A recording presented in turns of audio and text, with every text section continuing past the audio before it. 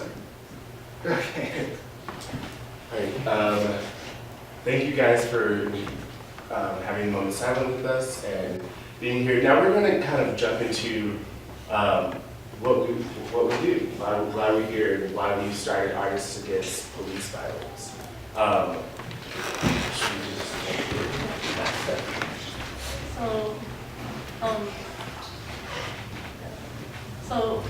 But before we talk about how the founding of Artists Against Police Violence, we wanted to share with you some of the student work that we made at RISD and talk about how it leads to like the organizing work that we do now. So this is a piece that I did. It's a vagina, and I made it in like freshman year in like for my final in Tom Rose's drawing class, and it's like a huge paper vagina, and like you can like go into it and stuff, and I wanted to use like the image of like a bleeding vagina as something that like looks beautiful from like the outside, like with like the blood like being made out of like roses and birds, but as you move closer and approach it more, like you see like the bodies of women who have been through sexual violence and stuff, and a lot of the work that I do, I feel like it like juxtaposes like beauty with a type of like ugliness and violence, and yeah, and this was another piece that I did in foundation year. Yeah. And this is an example of some of the work that I do now. So when I found out that there are like 43 missing students in Ayotzinapa in Mexico, I heard this poem, which was a Mexican proverb that was like, they tried to bury us and they didn't know we were seeds. So I made a drawing of like of the bodies of the students and like two hands burying them, and the students' bodies compose the words of the poem, and I think one of like the things that like I'm graduating from RISD and finding my voice to do like political work, like I didn't necessarily feel like that my experience at RISD like supported me in making political work, but like upon graduating college, like I got together with some of my close friends who are all like people of color, and we kind of like started making this work together, and in that community, I was invited to join the Just Seeds Artist Collective, and we've been making work like this ever since. So now John is going to talk about some of his work. So my degree project, I was graphic design. My degree project at RISD focused a lot on stories of heritage, culture, and identity, and giving space and allow people to have the space to talk about things on their physical body that relate to where they come from, who their parents are, where they live, and their ancestors. And like, so one of the projects of this was a photography series that I allow people to talk about, you know, like, for example, this one says, "My hair is my strength." And he went on and elaborated about how, where that came from. And this is my brother, this is my twin brother. And like that story came from my grandmother, and she always said that. And like this series is about like these different stories and instances that people have in relationship to their body. And kind of like, you know, the pre-leg work that kind of inspired me to delve into this kind of political art, or these arts that are focusing on like specific stories and narratives. And if you go to the next slide, this is a piece that I made when I was a sophomore in winter session, and it was a photography class.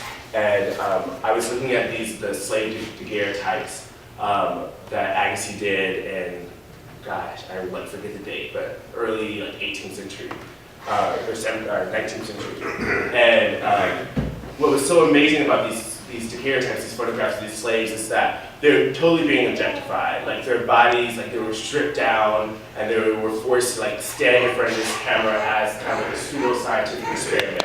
And I took that language and I took that kind of photography style and I applied it to the relationship to my brother and I, and us as Black men, and being like standing in front of the camera, but always like having this resilient stare back.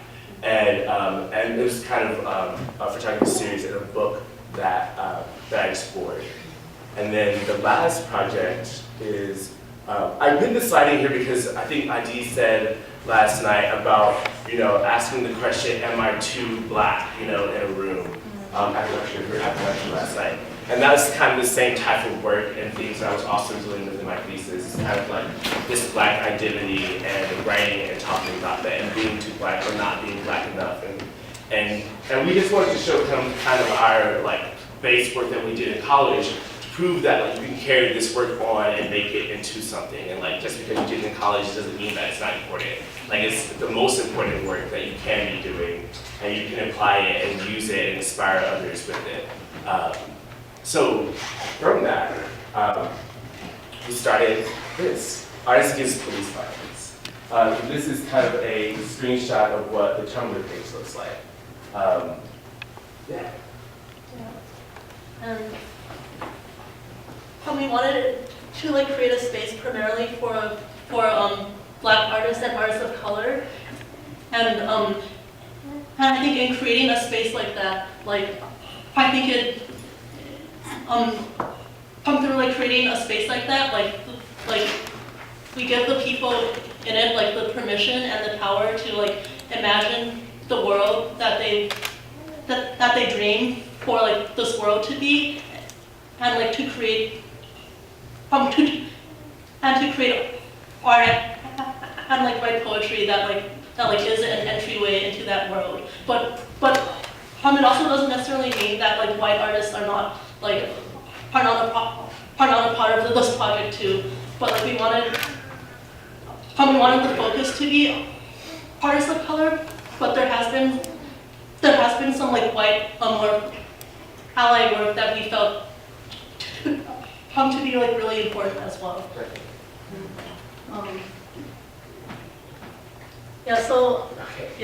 So I wanted to put this slide in because I wanted to like show that like the formation of Artists Against Police Violence is kind of like the creation of a painting. So we started with nothing, and we just felt like both John and I felt really like mobilized about how like social media was just exploding around us, and like I didn't necessarily feel like as like a non-Black person that like what I have to say, like I wasn't able to like articulate what I have to say, and I also didn't want to like take up the space of people whose voices that the Black Lives Matter movement directly affected, and yeah.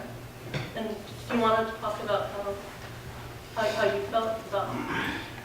Right. I mean, I feel like this whole thing started as not necessarily knowing where or how to show work and making sure that there was a space. Like every art, like every kind of political movement that has happened, there's always been art surrounding it, and there's always been artists who come to the forefront of that movement and make images and make visuals that resonate and help tell the story.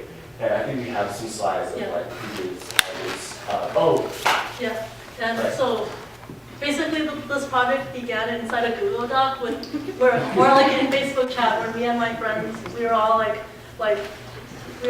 so I have this idea, I don't know what to say myself, but I do want to create a space where other artists can be empowered to like find their own voice. And so we started in a Google Doc, and the Google Doc basically just has all these ideas, like should we make it a Tumblr, and like how we want to advertise ourselves. So we lived in this Google Doc for like a few days, and then eventually we launched like a Facebook page, and a lot of our communication happened in like this Facebook chat document called AAPV, and we would just and then in the first day that we launched it, like there were like 1,000 like we got 1,000 likes in like 12 hours, and then that number kept on going up, and by that time we realized that like this was actually becoming a thing, and like it was fulfilling like a hole that like needed to be filled in the movement, and yeah, and then we ended up launching we ended up launching a national call for submissions, and yeah, and after that, and Artists Against Police Violence has only existed for like a month.